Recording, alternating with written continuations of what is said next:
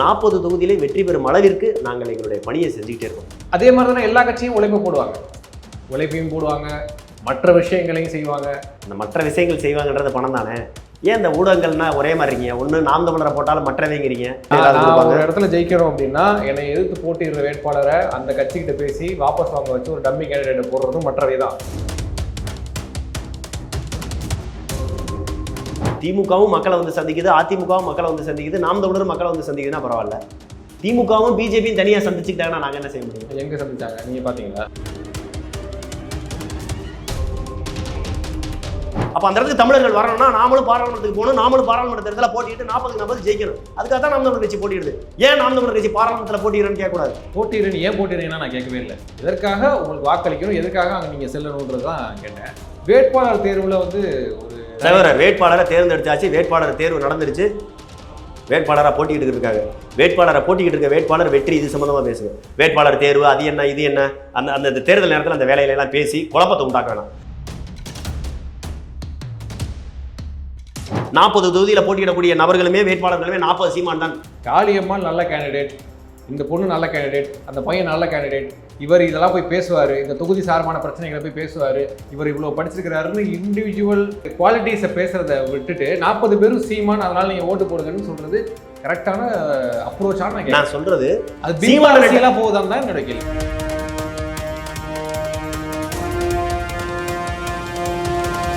வணக்கம் திரு நத்தம் சிவசங்கரன். வணக்கம், எப்படி இருக்கீங்க? நல்லா இருக்கேன். நாம் தமிழர் கட்சி தீவிர பரப்புரையில் தேர்தல் பரப்புரையில் ஈடுபட்டு இருக்கிறாங்க. வாக்கு சதவீதம் அதிகரிக்கும் அப்படின்னு பல நடுநிலையாளர்கள் சொல்கிறாங்க.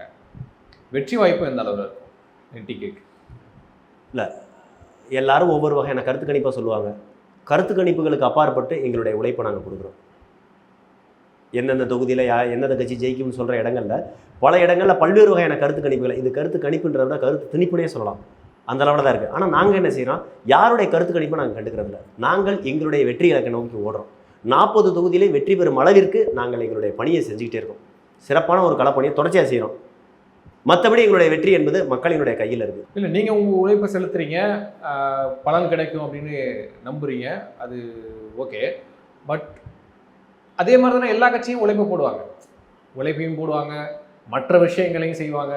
அதெல்லாம் ஒரு ஃபேக்டராக கன்சிடர் பண்ணணும்ல. அந்த மற்ற விஷயங்கள் செய்வாங்கன்னு சொன்னீங்கல்ல, அந்த மற்ற விஷயங்கள் செய்வாங்கன்றது பணம் தானே. ஏன் இந்த ஊடகங்கள்னா ஒரே மாதிரி இருக்கீங்க? ஒன்று நாம் தமிழரை போட்டாலும் மற்றவைங்கிறீங்க, மற்ற கட்சி செய்யக்கூடிய தவறான செயல்களை மற்றவன் முடிக்கிறீங்க. சொல்ல வேண்டியதானே, மற்ற கட்சிகளாம் பணம் கொடுக்குறது. பணம் மட்டும் கிடையாது, பணத்தை தாண்டி மற்றவைகள் இருக்குல்ல. மற்றவைனா வேற என்ன இருக்குது? மற்றவைகள்னா அதிகபட்சம் உச்சபட்சத்தில் இருக்குது பணம். அதோட சேர்த்து கூட்டத்துக்கு வர்றவங்களுக்கு சாராயம் கொடுப்பாங்க, பிரியாணி பொட்டணம் கொடுப்பாங்க, வேற ஏதாவது சின்ன சின்ன பெண்களுக்கு வந்து கவர்றதுக்கு பரிசு பொருட்கள் மாதிரி ஏதாவது கொடுப்பாங்க. ஒரு இடத்துல ஜெயிக்கிறோம் அப்படின்னா என்னை எதிர்த்து போட்டியிடுற வேட்பாளரை அந்த கட்சிக்கிட்ட பேசி வாபஸ் வாங்க வச்சு ஒரு டம்மி கேண்டிடேட் போடுறதும் மற்றவை தான், பணம் மட்டும் கிடையாது. கண்டிப்பா. ஸோ இந்த மாதிரியான விஷயங்கள்லாம் எந்த அளவுக்கு சவாலாக இருக்கும்? நாங்க சொல்ற மற்றவைகள்ல மக்கள்கிட்ட நேரடியாக சந்திக்கிற அரசியல் கட்சிகள் தான் பேசுறோம். அரசியல் கட்சிகளா சந்திக்கிற நபர்கள்ட்ட நாங்கள் பேச முடியாது. இப்போ திமுக இருக்கு, திமுகவும் மக்களை வந்து சந்திக்குது, அதிமுகவும் மக்களை வந்து சந்திக்குது, நாம் தமிழரும் மக்களை வந்து சந்திக்குதுன்னா பரவாயில்ல. திமுகவும் பிஜேபியும் தனியாக சந்திச்சுக்கிட்டாங்கன்னா நாங்கள் என்ன செய்ய முடியும்? எங்கே சந்திச்சாங்க நீங்கள் பார்த்தீங்களா? அப்படி சந்திச்சதனுடைய விளைவு தானே இது வரைக்கும் கோயம்புத்தூர்ல ஒரு ஸ்ட்ராங்கான கேண்டிடேட் போடலை. அது இது வரைக்கும் புரியல. அது உங்க யூகம் இல்லை, எங்க யூகத்தை தான் நான் சொல்றேன். நான் மற்றவங்களுடைய தீர்ப்பை சொல்ல வரல, நான் ஏன் யூகத்தை சொல்றேன். நீங்க என்னடா கேட்குறீங்கல்ல, இப்போ நீங்களும் வீடியோ எடுக்கிறீங்க, மற்ற யூடியூப் சேனலில் வீடியோ எடுத்து போடுறாங்க, உங்களுக்கு நம்பிக்கை இருக்குல்ல, என் சேனலில் போடுற வீடியோ இவ்வளோ வியூஸ் போகணும்னு ஒரு நம்பிக்கை இருக்குல்ல. ஐயோ மற்ற சேனல்லாம் வியூஸ் போகும், நம்மளுக்கு போகாது நீங்கள் நினச்சிங்கன்னா வீடியோ எடுக்க முடியுமா, வீடியோ போட முடியுமா? உங்கள் தொழில் மேலே உங்களுக்கு இருக்க நம்பிக்கை, உங்களுடைய கருத்தியல் மேலே உங்களுடைய திறமை மீது உங்களுக்கு இருக்க நம்பிக்கை, ஏன் வீடியோ போகும் அப்படின்ற நம்பிக்கை எப்படி அருண்மாணிக்கத்துக்கு இருக்கோ அதே மாதிரி எங்கள் கட்சி மேலே, எங்கள் பிரச்சாரத்தின் மேலே, எங்கள் கொள்கை மீது, எங்கள் தலைவர் தேசிய தலைவர் மீதும் அண்ணன் சீமான் மீதும் எங்களுக்கு நம்பிக்கை இருக்குது. நாங்கள் எங்கள் கொள்கையை கொண்டு போய் வீடு வீடாக சேர்க்குறோம். யார் எந்த டம்மி கேண்டிடேட்டாக போட்டான்னா, யார் வாக்கு மிஸ்ஸில் ஓட்டை மாற்றினா என்ன, யார் என்ன செஞ்சான்னா, எதையும் எங்களால் மாற்ற முடியாது. ஆனால் ஒன்று மட்டும் முடியும், மக்களை மாற்ற எங்களால் முடியும். மக்களிடம்தான் நாங்கள் மாற்றத்தை எதிர்பார்க்குறோம், அரசியல் கட்சிகள்கிட்ட மாற்றத்தை எதிர்பார்க்கல. ஒருவேளை நாங்கள் அரசியல் கட்சிகிட்ட மாற்றத்தை எதிர்பார்த்துருந்தா நாங்கள் கூட்டணிக்கு போயிருக்கலாம். நாங்கள் எதிர்பார்ப்பது மக்கள்கிட்ட மட்டும்தான், அரசியல் கட்சிகள்கிட்ட மாற்றத்தை. அந்த மாற்றம் உடனே நடந்துராதுன்றது தான் இங்கே பல பேருடைய. உடனே நடக்காட்டி எப்படி நாங்கள் 35 லட்சம் ஓட்டு வாங்கியிருப்போம்? 35 லட்சம் 50 லட்சம் ஆகலாம், 60 லட்சம் ஆகலாம், மாறும். அது வெற்றி அப்படின்றது எப்படி சாத்தியம்? 35 லட்சம் 50 லட்சமா மாறும்போது 50 லட்சம் 1 கோடியா மாறாதா? அதான் சொல்றேன், 1 கோடி வாக்கு வாங்குறாங்க. ஒரு காலம் பிடிக்கும், உடனே நடந்துராது, நடக்கட்டும், காத்திருக்கோம். அப்ப இப்பவே 40 உடனே நடக்கக்கூடிய ஏதாவது இயற்கைக்கு நேர்மையாக இருக்குமா, உண்மையாக இருக்குமா? பிஞ்சிலே பிஞ்சிலே படுத்தா அதுக்கு பேர் பழம் இல்லை, வெம்பல், வெம்பி போயிடும். அப்போ பிஞ்சுன்னு இருக்கணும், பூவுன்னு இருக்கணும், பூ பிஞ்சாக இருக்கணும், பிஞ்சு காயாக மாறணும், காய் முத்துனதுக்கப்புறம் கனியாக மாறணும். அதானே வளர்ச்சி, அதானே சரியாக இருக்கும், அதானே இயற்கை. நான் இயற்கையின்படி மெதுவாக வளர்ந்தாலும் என்னுடைய வளர்ச்சி சீராகவும் சரியாகவும் இருக்கணும்னு நினைக்கிறேன். இல்லை, நான் தவறு சொல்லவே இல்லை, மெதுவாக வளருங்க, ஒன்றும் பிரச்சனை இல்லை. ஆனால் நாங்கள் இப்போ மாம்பழம் பழுக்கிறப்ப பழுக்கட்டுங்க, கல் வச்சு பழுக்க வைக்காதீங்க, கெட்டு போயிடும் மாம்பழம். அதுதான் நான் சொல்கிறேன். இந்த எலெக்ஷன்ல நான் சொன்னது எல்லா மாம்பழத்தையும் தான். இந்த எலெக்ஷன்ல என்டிகேவோடைய வெற்றி எந்த அளவுக்கு இருக்குன்னு தான் நான் கேட்குறேன். இப்போ இந்த எலெக்ஷன்ல ஓரளவுக்கு சகோதரர் நாங்கள் ஜெயிப்போம் சகோதரர். நீங்க ஏன் மாணிக்க அருண் நீங்க ஃபீல் பண்றீங்க? இந்த தேர்தலில் 40 தொகுதியில் ஜெயிப்போம் நான் சொல்றேன். அப்புறம் இந்த தேர்தல் உங்களுக்கு என்ன பிரச்சனை? எனக்கு பிரச்சனை இல்லை, ஜெயிச்சா சந்தோஷம் தான். ஜெயிச்சா உங்களுக்கே சந்தோஷமா, அப்ப எங்களுக்கு எப்படி இருக்கும்? நாங்க ஜெயிக்க தயாரா இருக்கிறோம். போன எலெக்ஷன்ல சொன்னீங்களே நடக்கலைன்றத நாங்க சொல்றோம். 40 தொகுதியில் ஜெயிக்கிற அளவுக்கு நாங்கள் வேலை பார்க்குறோம். எங்களை சந்திக்கக்கூடிய மக்கள், நான் உங்களுக்கு தான் நம்பி ஓட்டு போடுவேன். இத்தனை வருஷமா நான் திமுக அதிமுக ஓட்டு போட்டேன், இத்தனை வருஷமா காங்கிரஸ் பிஜேபி ஓட்டு போட்டேன். இப்போ நான் அவங்கள பூரா வெறுக்கிறேன், அருவருக்கிறேன், உங்களுக்கு தான் நம்பி ஓட்டு போறேன்னு சொல்றாங்க, நம்புறோம். அதனால நாங்கள் அந்த நம்பிக்கை உங்கள்கிட்ட சொல்றாங்கல்ல. இப்போ திமுக காங்கிரஸுக்கு திமுக அதிமுக காங்கிரஸ் பிஜேபிக்கு மாற்று நாம் தமிழர் அப்படின்னு. ஆமா, ஒவ்வொரு தேர்தலையும் நாம் தமிழர் கட்சிக்கு ஆதரவாளர்களாக மாறக்கூடிய நபர்களுடைய எண்ணிக்கை கணிசமான அளவுக்கு இருக்கு. அது ஒரு பெரிய நம்பரா போனா தானே அது வெற்றியே அப்படின்றத சாத்தியப்படுத்தும். நீங்க இதவே தான் முத தேர்தலை நாங்கள் போட்டி இடையில சொன்னீங்க. கணிசமான வாக்கை கூட நீங்க வாங்க மாட்டீங்க. நீங்க 2014 நீங்க தேர்தலை போட்டி இடையில நீங்க கணிசமான வாக்கை வாங்கிறீங்கன்னு சொன்னீங்களா? கணிசமான வாக்கை கூட உங்களால வாங்க முடியாது நீங்க, ஆனா வாங்கி காட்டணும். அடுத்தடுத்த தேர்தல்களை இந்த வாக்கெல்லாம் தக்க வைக்க முடியாது. முதல் தேர்தலுக்கு உங்களுக்கு ஓட்டு போட்டாங்கன்னாங்க. நாங்க அடுத்தடுத்து இரட்டிப்பான வளர்ச்சியை காட்டணும். நாங்க எப்பயாவது வாக்கு சதவீதம் குறைஞ்சமா ஏதாவது தேர்தலில்? பிஜேபி எத்தனை சதவீதம் வாங்கும்? பிஜேபி மட்டுமா கூட்டணியோட சேர்த்தா? பிஜேபி மட்டும் தான் நான் கேட்கிறேன். பிஜேபி மட்டும் தனியா போட்டியில இல்ல, கூட்டணியோட சேர்த்துல போட்டி. பிஜேபி போட்டியிற இடத்த தானே அதோட வாக்கா சொல்லுவாங்க. கூட்டணின்னு இருந்துட்டு போகுது. பிஜேபி எத்தனை சீட்டு தாமரை சின்னத்துல இருக்கு அத்தனை சீட்டு தானே சொல்லுவாங்க. அது பிஜேபி வாக்கு மட்டும் கணக்கு பண்ண முடியாது. நீங்க உங்களுடைய நான் என்ன கேட்கிறேன், கூட்டணி எல்லாம் கழிச்சிட்டு பிஜேபி மட்டும் வந்தா எத்தனை ஓட்டு வாங்கி? 1% கம்மி தான் இல்ல, 1% கம்மி தான் இல்ல சொல்றீங்கல்ல. பிஜேபி 1% கம்மி, நாம் தமிழர் கட்சி 10% மேல வர, இதை ஒத்துக்கிறீங்களா? அப்ப அது போதும், அடுத்த கேள்வி போகும். இல்ல அதுதான் வெற்றியை சாத்தியப்படுத்துமா? சாத்தியப்படுத்த முடியும்.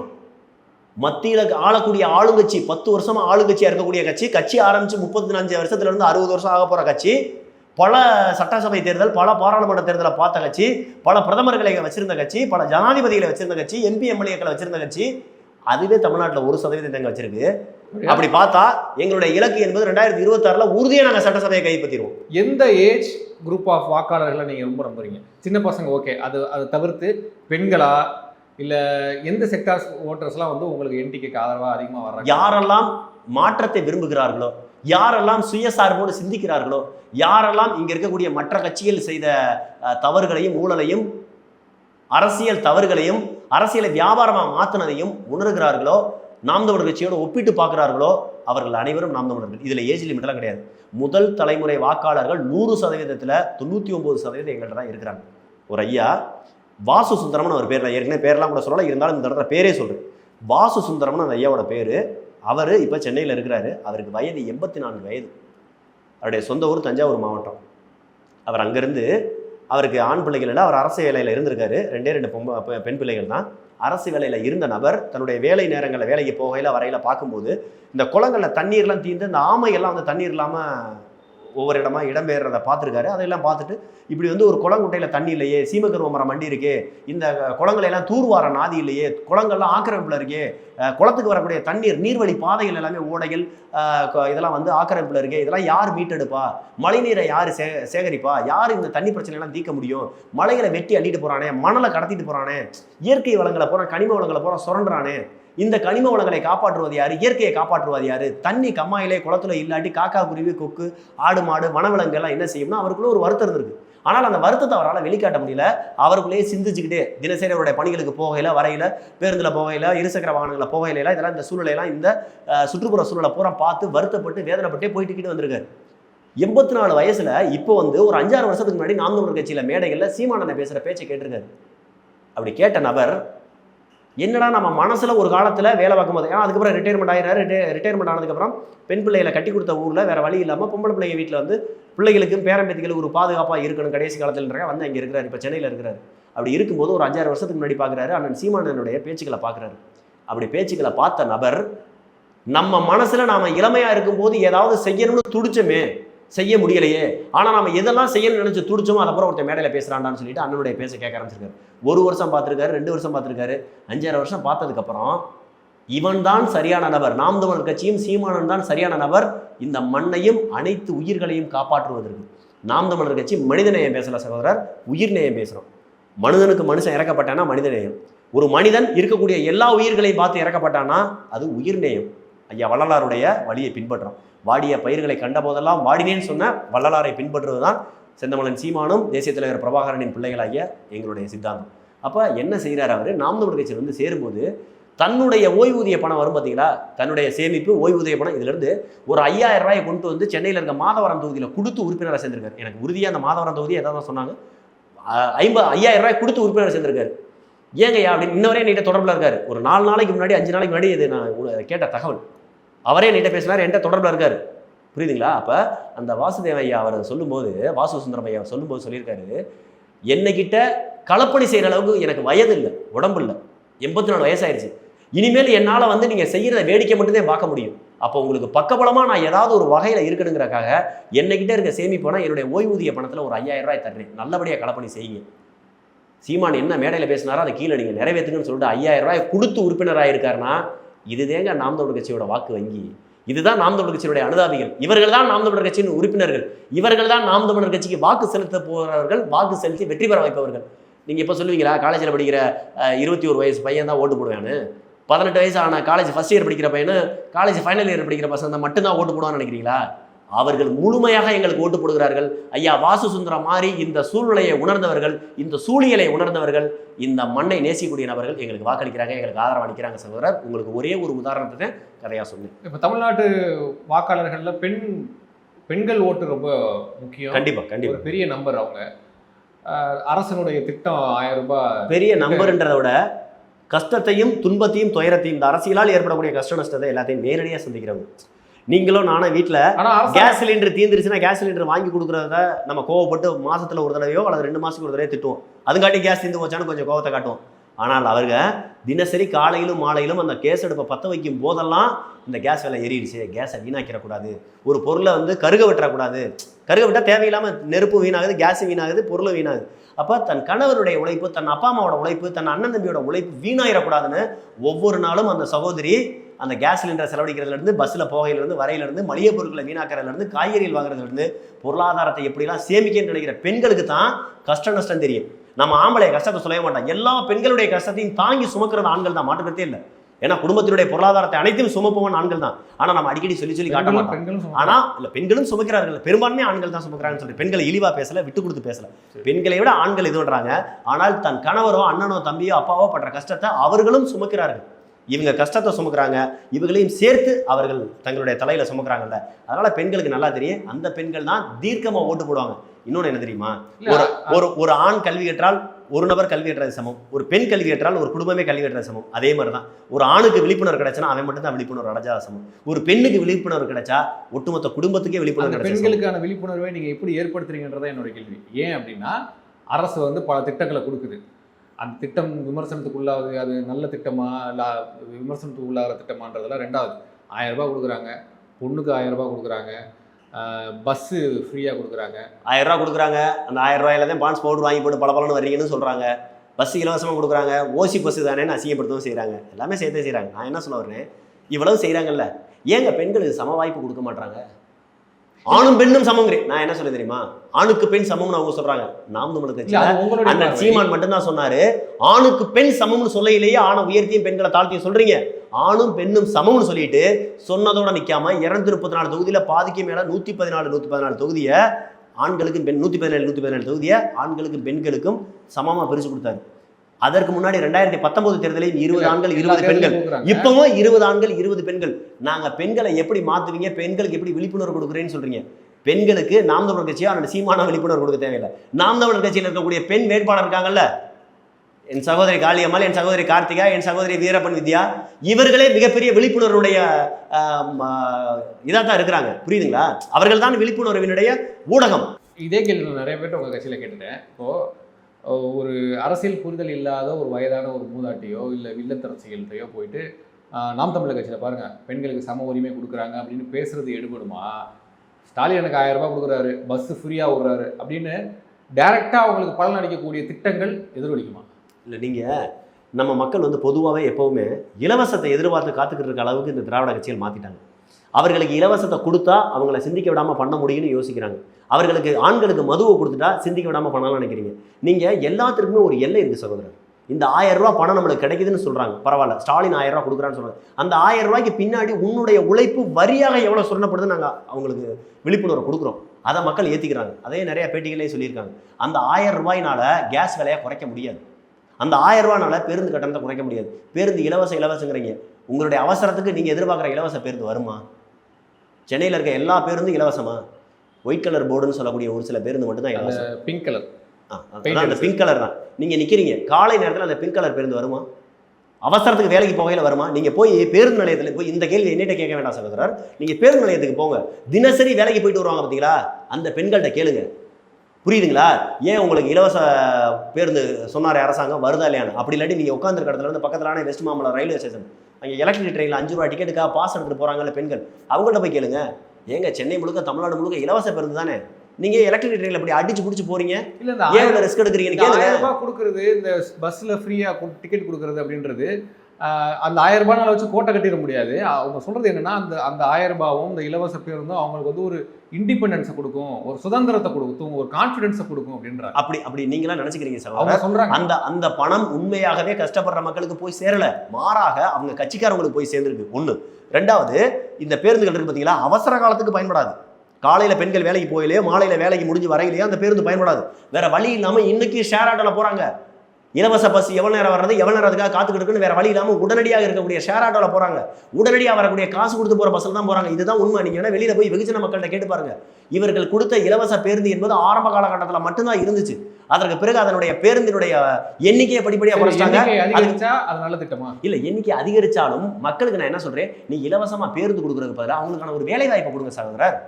நீங்கள் இலவசமாக பேருந்து கொடுத்துட்டு இந்த பக்கத்தில் பாட்டிலுக்கு 50 ரூபா அதிகப்படுத்துறீங்க. புரியுதா? நீங்கள் மதுவு கடையை மூடுங்க. நீங்கள் இலவச பேருந்து எனக்கு வேணாம், இலவசம் 1000 ரூபா பணம் வேணாம், வெறுமனை மதுக்கடையை விட்டு மூடுங்களே. நீங்கள் 1000 ரூபாய் கொடுத்துட்டு பல 1000 ரூபா மதுக்கடையில் பிடுங்குறீங்களே. பொண்டாட்டிட்டு 1000 ரூபாய் கொடுத்துட்டு புருஷைட்ட வருஷத்துக்கு மாதத்துக்கு 10,000 ரூபாய் பிடுங்குறீங்களே. ஒரு நாளைக்கு 300 ரூபாயிலிருந்து 500 ரூபா வரை ஒருத்தர் குடிக்கிறான். ஆனால் நீங்கள் ஒரு மாதத்துக்கு 1000 ரூபா தானே கொடுக்குறீங்க. மதுக்கடைகளை மூடுனா கள்ளச்சாராயம் இருக்குன்றாங்க. நீங்கள் கள்ளச்சாரத்தை கட்டுப்படுத்த உங்களுடைய காவல்துறை வைங்க. கள்ளச்சாரத்தை கட்டுப்படுத்த முடியாது, அப்புறம் காவல்துறை வச்சிருக்கீங்க. சரி, மது உங்களால், நான் என்ன கேட்குறேன், உங்களால் மதுக்கடையை மூட முடியல, கள்ளச்சாராயத்தை உங்களால் தடுக்க முடியல, இங்கே இருக்க கஞ்சா விற்பனையை தடுக்க முடியல, இங்கே இருக்க லாட்டரி டிக்கெட் விற்பனையை தடுக்க முடியல, எதுக்காக திரும்பவும் தேர்தல் நிற்கிறீங்க? திரும்பவே நல்லாட்சி குடிப்பின்னு வர்றீங்க. உங்களால் முடியலைல, ஓரமாக உட்காந்துருக்கோம், நாங்கள் நடைமுறைப்படுத்துறோம், நாம் தமிழர் கட்சி ஆட்சிக்கு வர்றோம், மதுக்கடையை மூடுறோம். கள்ளுக்கடையை தவிர்ப்பீங்க. நான் திரும்ப சொல்றேன், உங்களுக்கு தேவை மதுக்கடையை மூடுவதன் மூலமாக ஒரு நோய்வாய்ப்பட்ட சமுதாயத்தை மாற்ற முடியும். புரியுதுங்களா? நீங்கள் கல்லுக்கடையில் இன்றைக்கி ஒரு நபர் வந்து ஒரு கோட்டர் அடிக்கிறேன்னா அவனுக்கு திருப்தி வராது சகோதரர். இன்றைக்கி எல்லா பேருக்கும் ஒரு கோட்டர் அடிச்சோன்னே திருப்தி வராது. அது என்ன செய்வேன், ஒரு நாளைக்கு ஒரு 2 கோட்டர் அடிக்கிறவன் இருக்கான், ஒரு ஃபுல் அடிக்கிறவன் இருக்கான், ஒரு 3 கோட்டர் அடிக்கிறவன் இருக்கான், ஒரு கட்டியோட போய் படுக்கிறவன் இருக்கான். அப்போ இதெல்லாம் நம்ம பார்த்தோம்னா ஒரு குடும்பத்தினுடைய வருமானத்தில் பாதிக்கு மேலே, அது வருமானத்தினுடைய அளவை பொறுத்து இருக்குது, குடிக்கிறவனுடைய அளவை பொறுத்து இருக்குது, பாதிக்கு மேலே மதுக்கடையில் தின்றுது. இதுக்கு பதிலாக நீங்கள் கல்லுக்கடைன்னு வச்சுட்டா இந்த மதுக்கடையினுடைய ஒட்டுமொத்த வியாபாரமும் ஒரு 4 அரசியல்வாதிக்கிட்டே போகுது. இதே இது கல்லுக்கடைன்னு வச்சுட்டா இந்த கல்லுக்கடை என்பது அங்கே இருக்கக்கூடிய பனைமர தொழிலாளர்கள், தென்னைமர தொழிலாளர்கள் நேரடியாக போகும். விவசாயிகள் நேரடியாக பலனடைவார்கள். தென்னை மரம் ஏறவன், பனைமரம் ஏறவன் பலனடைவான். உண்டா இல்லையா? அப்போ விவசாயிகளுக்கு இந்த பணம் சுழற்சி முறையில் போகுது. அதே மாதிரி குடிக்கிறவங்களும் ஒரு நாளைக்கு ஒரு லிட்டர் கல் எவ்வளோ வரும்னு நினைக்கிறீங்க? 60 ரூபா வருமா ஒரு லிட்டர் கல்? 100 ரூபா கூட வைங்க. ஒரு நபரால் 1 லிட்டர் கல்லுக்கு மேலே குடிக்க முடியாது தெரியுமா? அதுக்கு மேலே போச்சுன்னா லூஸ் மோஷன் போயிடும். புரியுதுங்களா? அதுலேயே அவனுக்கு தேவைக்கு அதிகமான போதை இருக்கும். ஏன்னா அது இயற்கை முறையில் வரக்கூடியது, தேவைக்கு அதிகமான போதை இருக்கும். ஏன் கல்லுக்கடையை நீங்கள் அவசரங்களை கொண்டாட மாட்டேங்க? நாங்கள் சொல்கிறோம் வைங்க. இதுக்கு முன்னாடி பனை விதை எப்போயாவது நட்டாங்களா திமுக? பனை விதை, பனைமரம் தான் 1000 அடிக்கும் கீழே கொண்டு போய் மழை நீரை சேமித்து வைக்கும்னு சொல்லிட்டு அண்ணன் சீமான் நம்மாளூர் ஐயாவுடைய பேச்சுக்களை மேடையாக பேசினார், விழிப்புணர்வு கொடுத்தாரு. நாம் தமிழர் பிள்ளைகளை போய் நட வச்சார். நாங்கள் பல கோடி பனை திட்டம்னு எங்களுடைய கட்சியிலேயே வச்சிருக்க திட்டம். நாங்கள் போய் நட்டோம், ஆலமரம் நட்டோம், அரச மரம் நட்டோம், பனை விதைகள் நட்டோம், நட்டு வளர்த்து வளர்ந்ததையும் கவாத்தடிச்சு காட்டியிருக்கோம். புரியுதுங்களா? அதனுடைய வளர்ச்சி சீராக இருக்குது. நாங்கள் நட்டத்தோட விட்டுட்டு போகல, நட்டதுக்கு அப்புறம் வளர்ந்துருக்கு. வளர்ந்ததோட விட அதை வந்து கவாத்து விட்டுறோம். கவாத்து விட்டுற மீன்ஸ் அதை வந்து பராமரிக்கிறோம் அப்படின்னு சொல்லி எல்லாத்தையுமே காணொலியாக காட்டியிருக்கோம். அதற்கப்புறம் வந்து தமிழ்நாட்டினுடைய சபாநாயகராக இருக்கக்கூடிய ஐயா அப்பாவு வந்து நான் 1 லட்சம் பண விதை தர்றேன் சட்டசபையிலேங்கிறாரு. ஏன் அவருக்கு இப்போதே பண விதையோட விழிப்புணர்வே வருதா? அவருடைய வயது என்ன, அவருடைய அனுபவம் என்ன, அவர் எத்தனை தடவை தேர்தலில் போட்டிட்டு எம்எல்ஏ ஆகியிருக்காரு? இப்பதான் அவருக்கு தெரியுதா பணகதையோட தன்மை என்னன்னு. பணம் காட்டுக்குள்ளே பிறந்து பணம் காட்டுக்குள்ளே வளர்ந்தவர் அவர். ஏன்னா அவருக்கு அந்த விழிப்புணர்வு இல்லை. விழிப்புணர்வு கொடுத்தது நாம் தமிழரும் சீமானின் தம்பிகளும் ஐயா நம்மாழ்வாரும். புரியுதுங்களா? இதுதான் எங்களுடைய வளர்ச்சி, இதுதான் எங்களுடைய வெற்றி. நாங்கள் வெறுமனை மட்டும் வாய்ச்சாவடால பேசிட்டு போற ஆள் கிடையாது சகோதரர்.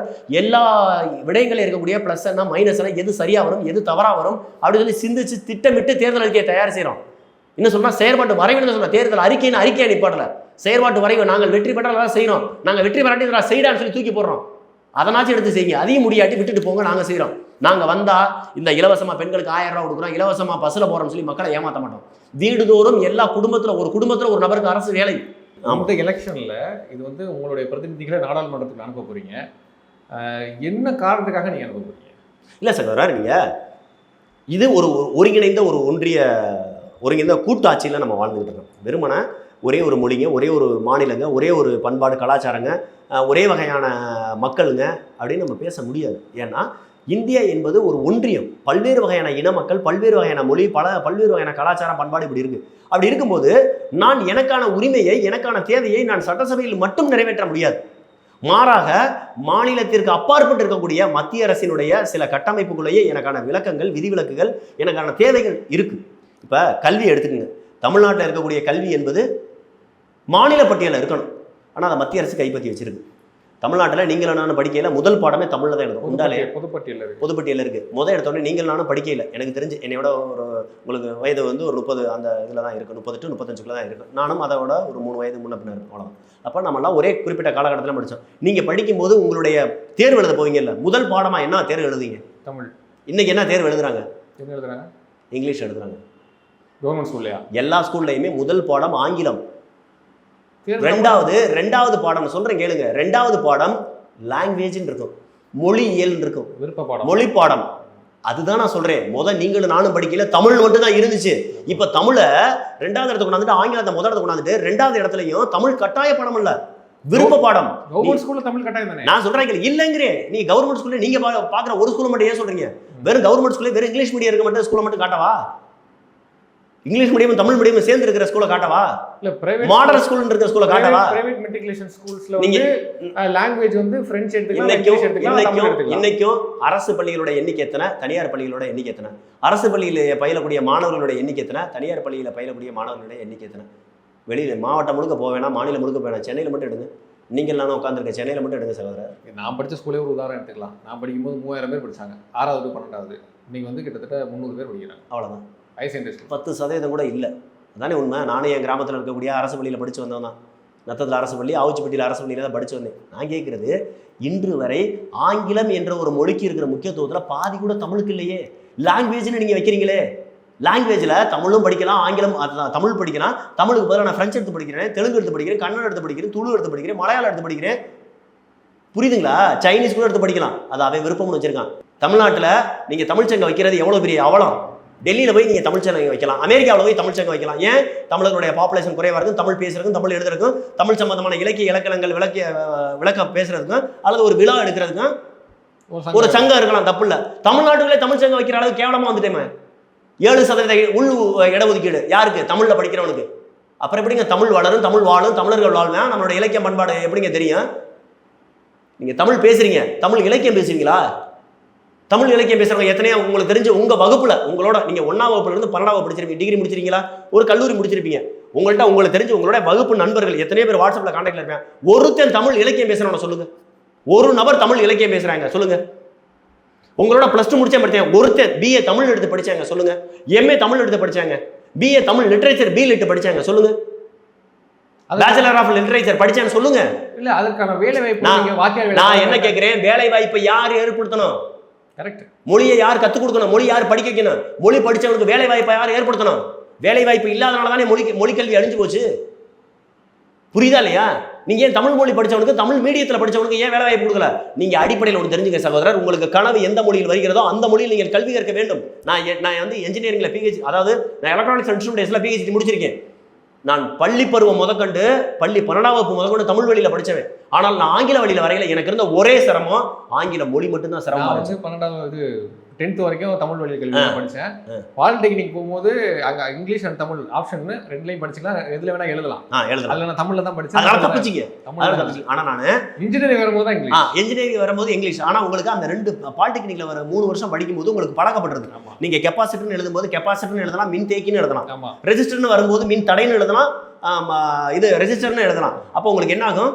தமிழும் தெரியும், ஆங்கிலம் தெரியும். நான் பாலிடெக்னிக்கோட பாடத்திட்டத்தை உண்மையிலேயே லைக் பண்ணுறேன். ஏன்னா நான் எலக்ட்ரானிக்ஸ் படிக்கும்போது, அப்ளைட் எலக்ட்ரானிக்ஸ் படிக்கும்போது சரி, எலக்ட்ரானிக்ஸ் அண்ட் இன்ஸ்ட்ருமெண்டேஷன் படிக்கும்போது சரி, டிப்ளமோ புக்கை வாங்கி பார்ப்பேன். உண்மையிலே நல்லா இருக்கும். எனக்கே ஒரு சில ஆசைகள்லாம் இருந்துச்சு. நிறைய டிப்ளமோ புக் மாதிரியே நாமளும் இன்ஜினியரிங் புக்கெல்லாம் வந்து தமிழ்லையும் ஆங்கிலத்திலையும் கலந்து எழுதணும் அப்படின்னு எனக்கு ஒரு ஆசை இருந்துச்சு.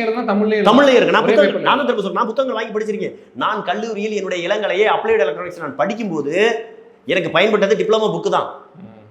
புரியுதுங்களா? நான் புரிதலுக்கு அதை படித்தேன். ஆனால் ஒன்று தெரிஞ்சுங்க, எனக்கு நான் +1 +2 எலக்ட்ரானிக்ஸ் ஒகேஷனல் குரூப்னு சொல்லுவாங்க. நான் +1 +2 எலக்ட்ரானிக்ஸ். எனக்கு வந்து மேத்தமெட்டிக்ஸ் வராதுன்றதுனால நான் வந்து தமிழ் மீடியத்தில் எலக்ட்ரானிக்ஸ் குரூப் எடுத்து படித்தேன். ஆனால் நான் PhD வரை எலக்ட்ரானிக்ஸில் வந்தேன்.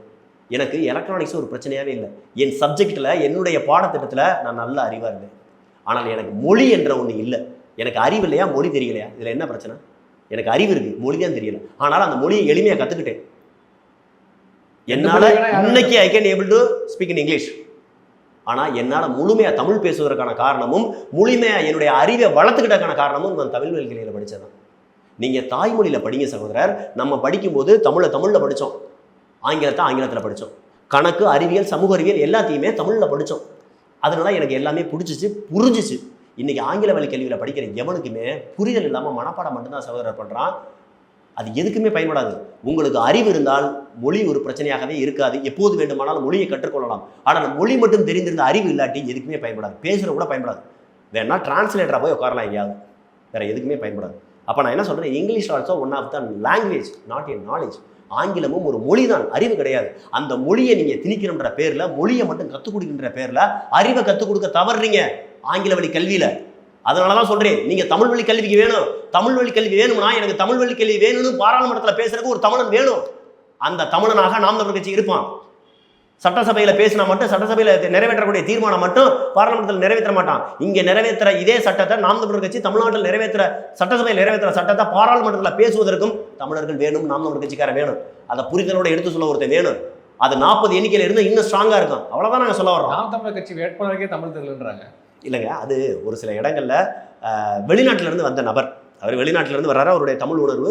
இப்போ நீங்கள் உள்ளூருக்குள்ளே இருந்தீங்கன்னா உங்களுக்கு வந்து இந்த நாட்டினுடைய ஸ்ட்ரக்சர் மட்டும் தான் உங்களுக்கு தெரியும், இன்ஃப்ராஸ்ட்ரக்சர் மட்டும் தான் உங்களுக்கு தெரியும். இந்த வெளிநாட்டில் இருக்கக்கூடிய தமிழர்கள் தெரியுமா, அவர்கள் உண்மையிலே தமிழ் படிக்கிற வாய்ப்பு இல்லாமல் போயிடுது. அவனுக்கு தான் அந்த ஏக்கம் அதிகமாக இருக்குது.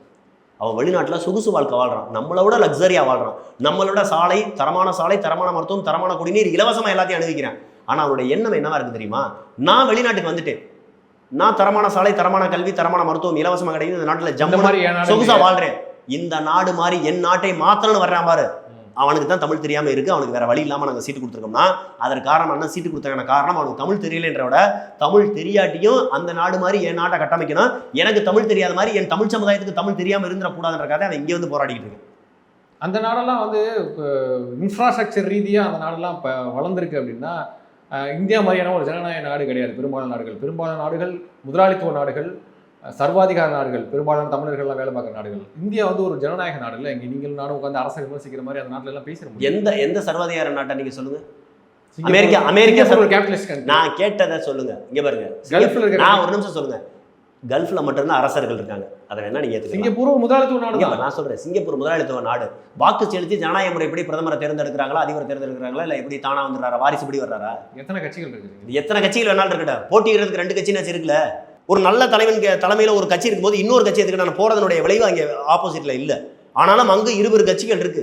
மலேசியாவில் அதே மாதிரி தான், எல்லா நாடுகளையும் இருக்கு சொல்றாரு. அப்படிலாம் சர்வதிகார நாடுன்னு சொல்லாதீங்க. அரசர்கள் இருக்கக்கூடிய நாடுகள்னா வளைகுடா நாடுகளை சொல்லலாம். ஆனால் அங்கும் கூட மக்களினுடைய வாழ்வாதாரத்தை முன்னேற்ற அரசாக தான் இருக்கு. இங்கே இருக்க பூரா கொள்ளையடிச்சு கொண்டு வெளிநாட்டில் வைக்கிறேன், மற்ற எல்லாம் வெளிநாட்டில் இருந்த காசை கூட வாங்கி அவன் நாட்டு மக்களுக்கு நல்லது செய்கிறேன். நீங்கள் பக்கத்தில் இருக்க மாலத்தீவில் என்னங்க வருமானம் இருக்குது? வெறும் டூரிசம் மட்டும்தான்.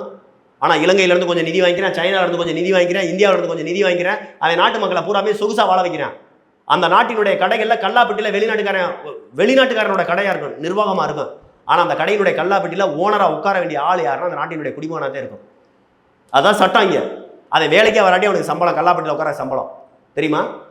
அவன் ஊருக்காரன் பேரில் தான் லைசன்ஸ் இருக்க முடியும் கடைக்கு. அவன் ஊர்க்காரன் பேரில் தான் தொழிலுக்கு லைசன்ஸ் எடுக்க முடியும். இந்தியாவில் அப்படியா?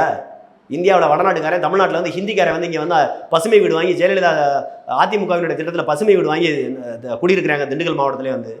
மத்திய சென்னையெல்லாம் அவங்க இல்லாமல் ஜெயிக்க முடியாது. அப்புறம் ஒரே மொழியோ ஒரே இனமும் ஒரே மக்களும் இங்கே வாழ முடியாது, ஒரே மக்கள் மட்டும் ஆட்சி செய்ய முடியாது. ஆனால் இன்ன வரை ஹிந்திக்காரன் மட்டும்தான் ஆட்சி செய்கிறான், குஜராத்தியல் மட்டும்தான் ஆட்சி செய்கிறான். அப்போ அந்த இடத்துக்கு தமிழர்கள் வரணும்னா நாமளும் பாராளுமன்றத்துக்கு போகணும், நாமளும் பாராளுமன்ற தேர்தலில் போட்டிட்டு 40க்கு 40 ஜெயிக்கணும். அதுக்காக தான் நாம் தமிழர் கட்சி போட்டிடுது. ஏன் நாம் தமிழர் கட்சி பாராளுமன்றத்தில் போட்டிடுறேன்னு கேட்கக்கூடாது? போட்டிடுறேன் ஏன் போட்டிடுறீங்கன்னா நான் கேட்கவே இல்லை. எதற்காக உங்களுக்கு வாக்களிக்கணும், எதற்காக அங்கே நீங்கள் செல்லணுன்றது தான் கேட்டேன். வேட்பாளர் தேர்வில் வந்து ஒரு பல பேரிடமிருந்து விமர்சனம் வந்துச்சு. என்ன அப்படின்னா, வேட்பாளரை தேர்ந்தெடுத்தாச்சு, வேட்பாளர் தேர்வு நடந்துருச்சு, வேட்பாளராக போட்டிக்கிட்டு இருக்காங்க. வேட்பாளரை போட்டிக்கிட்டு இருக்க வேட்பாளர் வெற்றி இது சம்மந்தமாக பேசுங்க. வேட்பாளர் தேர்வு அது என்ன இது என்ன, அந்த தேர்தல் நேரத்தில் அந்த வேலையிலலாம் பேசி குழப்பத்தை உண்டாக்க வேணாம். சீமானன்னா யாரை வேட்பாளர் நிப்பாட்டினாலும் அவர் வேட்பாளர். சீமானன் சொன்னதே என்ன சொல்கிறேன், சீமான் வந்து ஒரு கூட்டத்தில் பேசுகிறாரு, அடுத்து 2026 எலெக்ஷன் பாருங்க, எல்லாம் சின்ன சின்ன பசங்களாம் நான் நிப்பாட்டுவேன் அப்படின்றாரு. அப்போ கட்சிக்காக உழைத்தவர்கள் என்ன பண்ணுவாங்க? சின்ன சின்ன பசங்களா வேலை பார்த்தா சின்ன சின்ன பசங்களா தான் நிப்பாட்டுவார். வேட்பாளர் தேர்வு என்பது அண்ணன் சீமானுடைய ஒரு முடிவு. நீங்கள் சொன்னீங்கல்ல, மற்ற நாடுகளாக சர்வதிகார நாடுகளாக இருக்குது, அதனால தான் அந்த மக்களுக்கு நல்லா செய்ய முடியும். அது மாதிரி கூட நினச்சிக்கோங்க. ஒரு கட்சியில் ஒரு சில இடங்களை ஒரு சில முடிவுகளை சர்வதிகாரமாக தான் எடுக்க வேண்டியது இருக்கும். அந்த முடிவை ஏற்றுக்கிட்டா தான் நான் இருக்க முடியும். என்னுடைய தனிப்பட்ட சுயநலத்துக்காக நான் இருக்குன்னா வெளியில தான் போகணும். உங்களெல்லாம் கேட்கவே இல்லை, பொதுவாக கேட்குறேன். பொதுவாகவே நான் சொல்கிறேன், எண்ணிலிருந்து தான் பொது, பொதுவில் இருந்து தான் நானும். என்னை மாதிரி பல பேரை சேர்த்தா தான் பொதுவு. அந்த பொதுவில் இருக்க எல்லா பேரையும் பிரிச்சா என்னை மாதிரி தனி நபர். ஒரு சர்வாதிகார சகோதரர், வேட்பாளர் தேர்வு முடிஞ்சிருச்சு, வேட்பாளராக போட்டிடுறாங்க, கோச்சுக்கிறாதீங்க, அடுத்த கேள்விக்கு போங்க. அதை பற்றி இப்போ பேச வேண்டாம். தேர்தல் நேரம், மக்களை மடைமாற்றம் செய்யாதீங்க. சரி, ஓகே.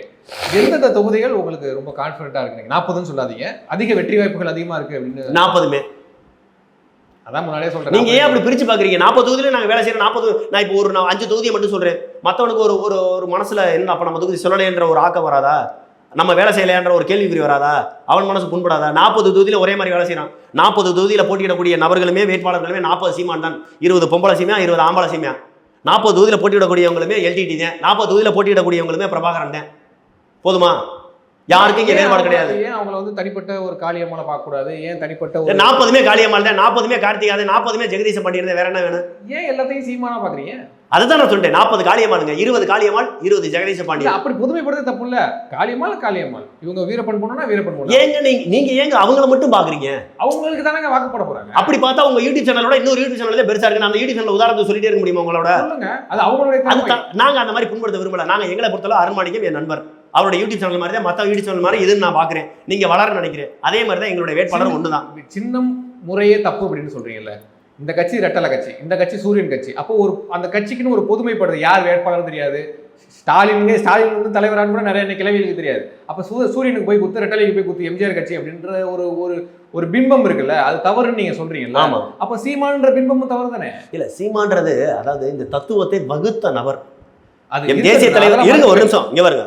இந்த தேசிய தலைவர் பிரபாகரன் ஈழத்தில் நிகழ்த்திய ஒரு சாதனையை, ஆயுதத்தை ஏந்தி போராடி நிகழ்த்திய சாதனையை, அறிவாயுதம் ஏந்தி அரசியல் ஆயுதம் ஏந்தி தமிழ்நாட்டில் நிறுவுறாரு அண்ணன் சீமான்.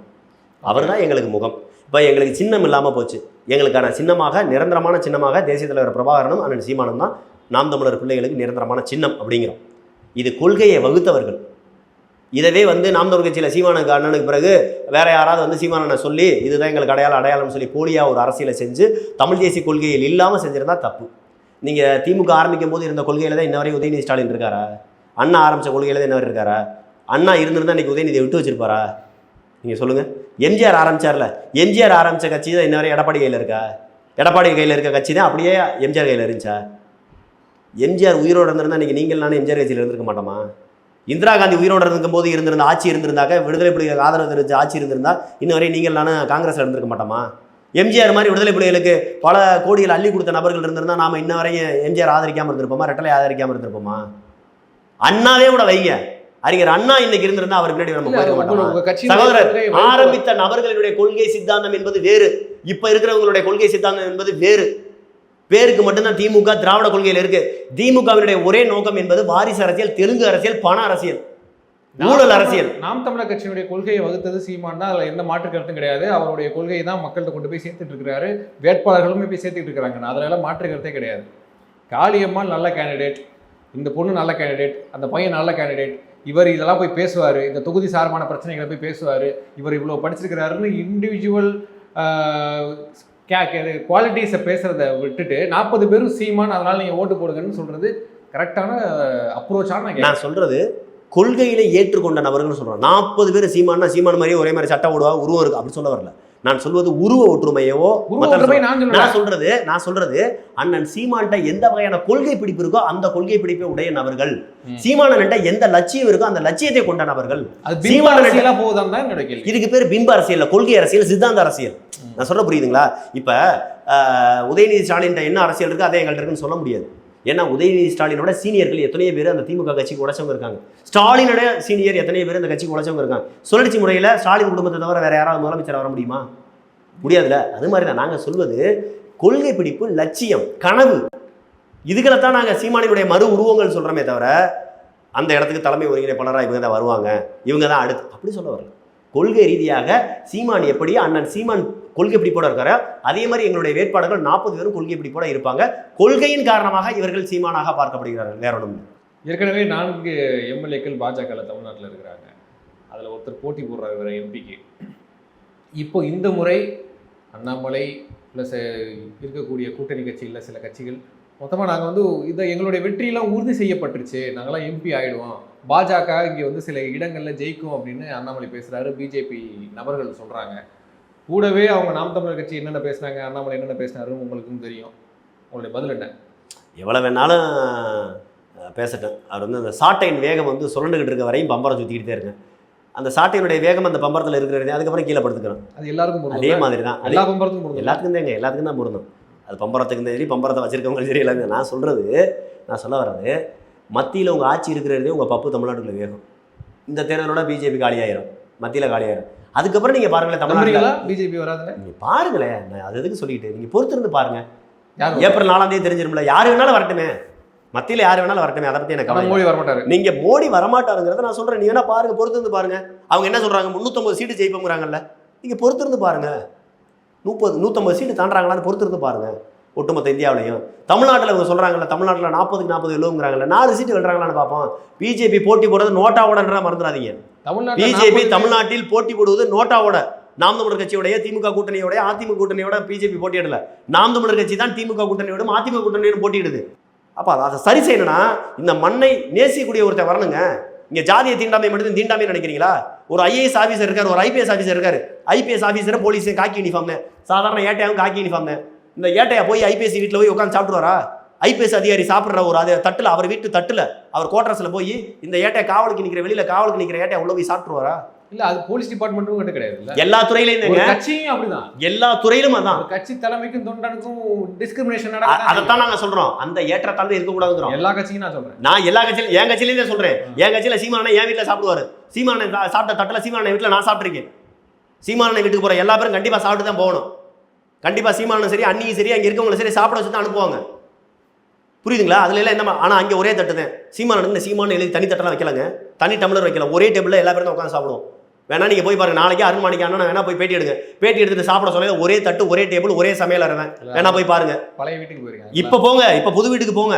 புது வீட்டுக்கு போயிருக்காங்க, போங்க. சாப்பிட்டா தானே சகோதரர் தெரியும். இந்த கேள்வி கேட்க மாட்டீங்களா? போங்க, சாப்பிட்டு நீங்களும் விசன் மாதிரி விஷப்பறிச்சு வச்சுட்டு வந்துடாதீங்க. விசன் சாப்பிட்டு இந்த தின்ன வீட்டை சாப்பிட்டோடனே மோட்டா பாப்பான்னு ஒரு பழமொழி இருக்கும் தெரியுமா கிராமத்தில்? அதாவது எப்படின்னா, சாப்பிட்டுக்கிட்டு இருக்கையிலே ஒருத்தனை கூப்பிட்டு பசியும் பட்டினியா போறான்னா, பசியும் பட்டினியா போறான்னு வாடான கூப்பிட்டு சோறு ஓட்டா, அவன் சாப்பிட்டுக்கிட்டு இருக்கையிலே சாப்பிட்டு முடிச்சு வயிறு மேலே அண்ணாந்து பார்ப்பானோ. எந்த கூரையை பிரிச்சுட்டு உள்ளுக்குள்ளே இறங்கி கிளவாங்களாம், எந்த ஓட்டை பிரிச்சுட்டு உள்ளுக்குள்ளே இறங்கி கிளவாங்களாம். அங்கேயே போய் உட்காந்து சாப்பிட்டு முடிச்சு இந்த சாப்பிட்டதுல என்னென்ன எல்லாம் ஊழ வேலை பார்க்க முடியும், என்னென்னலாம் ஒரு அவலமாக பேச முடியும், கேவலமாக பேச முடியும்னு பேசுகிற நபர் அவர். இழிவுபடுத்துறது என்னோட நோக்கம் கிடையாது, உங்களுடைய நோக்கம் இல்லை. நீங்கள் நல்லவர், அருண்மாணிக்கம் நல்லவர், நேர்மையானவர், உண்மையானவர், எனக்கு தெரியும். அதனால தான் தேடி வர்றோம் உங்களை. அதனால் எனக்கு தெரியும் உங்களை பற்றி. ஆனால் இப்படி இருந்துடாதீங்க சகோதரன் சொல்கிறேன். ஏன்னா அருண்மணிக்கு எனக்கு காலம் முழுக்க வேணும்னு நினைக்கிறேன். ஒருவேளை அருண்மணிக்கு விசன் மாதிரி ஏதாவது ஒன்று விஷமாத்தனத்தை செஞ்சுட்டீங்கன்னா நாளைக்கு உங்கள்கிட்ட வர முடியாதுன்றக்கா சொல்கிறேன், வேற ஒன்றும். சரி, பார்க்கலாம். செல்லுமிடமெல்லாம் ஒரு பெரிய மக்கள் கூட்டம் கூடுது. அந்த கூட்டங்கள் எல்லாம் வாக்குகளாக மாறுமா அப்படின்றது இன்னும் சில தினங்களில் தெரிஞ்சிடும். நாம் தமிழர் கட்சி இந்த முறை எந்த அளவுக்கு தன்னுடைய அடுத்த அடியை எடுத்து வைக்குது அப்படின்றதையும் சில நாட்களில் பார்க்க தான் போகிறோம். இவ்வளோ உங்களுடைய கருத்துக்களை பயன்படுத்தி ரொம்ப நன்றி. கூட்டங்கள் மட்டுமல்ல, கூடிய கூட்டங்கள் மட்டுமல்ல, கூடிய கூட்டங்களும் வாக்காக மாறும். அந்த கூட்டத்தில் இருந்த நபர்களுடைய குடும்பத்தினரும் வாக்காக மாறும். மறந்துடாதீங்க. நீங்களும் எங்களுக்கு ஓட்டு போட்டுருங்க. எங்களுடைய சின்னம் மைக் சின்னம். ஒளி வாங்கி. நன்றி.